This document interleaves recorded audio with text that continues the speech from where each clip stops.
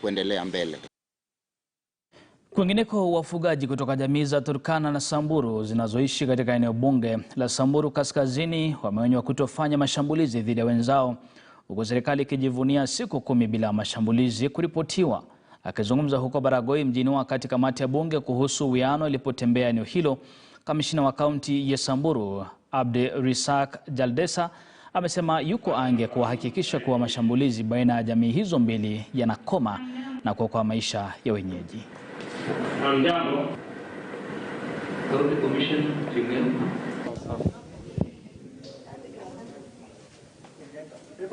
Tumetumwa kuja kuangalia data ya kile watu wanataka wafanywe, masaidiwe na serikali kwa sababu ya hii mambo ya Baragoi, na pia kuhimiza mambo ya peace, ili kuona pia vile wananchi walikuwa wanalialia. Kulikuwa na operation hapa town, haijaenda sawa.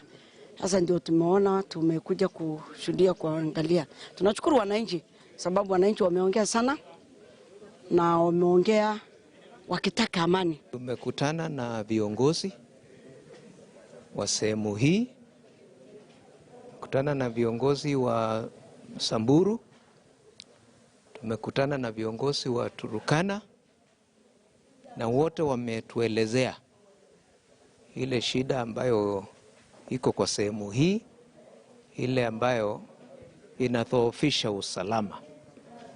Sana sana wizi ya mifugo, wizi ya ng'ombe na mbuzi imekuwa mingi. Iko shida ya mipaka. Hiyo mambo yote wametuelezea. Tumejadiliana na tumeamua ya kwamba kuendelea mbele, hasa shida ya Baragoi ambao kubwa ilikuwa mambo ya wizi ya ng'ombe ama mifugo itakomeshwa. Na jamii zote wamesema ya kwamba wamechokeshwa na mambo ya vita na mambo ya wizi ambayo wameleta usalama hapa. Na sisi kama kamati ya usalama tumeweka mikakati na tutaendelea kuweka mikakati kuhakikisha ya kwamba mambo ya usalama inaimarishwa hapa. Na baada ya hiyo taarifa, basi mtazamaji, niruhusu nimeze mate. Muda si mrefu nitakuwa narudi na mengi zaidi ambayo tumekuandalia kwa siku ya leo. Usiondoke.